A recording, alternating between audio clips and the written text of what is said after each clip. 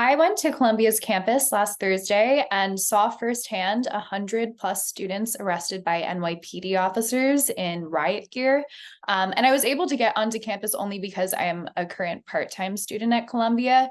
The campus was completely cut off to anyone from the outside.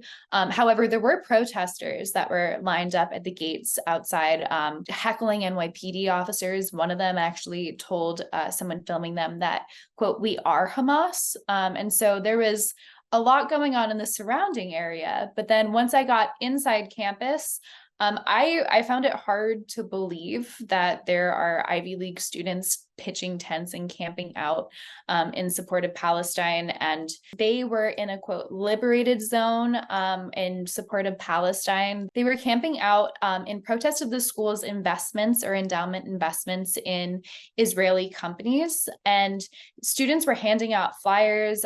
They were screaming, they were chanting. Divulge, divest was a pretty popular one. I heard Queers for Palestine chanted quite a few times, which was especially rich. And it was a really shocking scene to see these Ivy League students, most of whom were wise enough to wear N95 masks and wrap themselves in Palestinian scarves to obscure their identities, I think out of fear that their job prospects might be impacted by their loud and vocal protesting. But ultimately, around like early afternoon, the NYPD came in full riot gear, cleared out the encampment.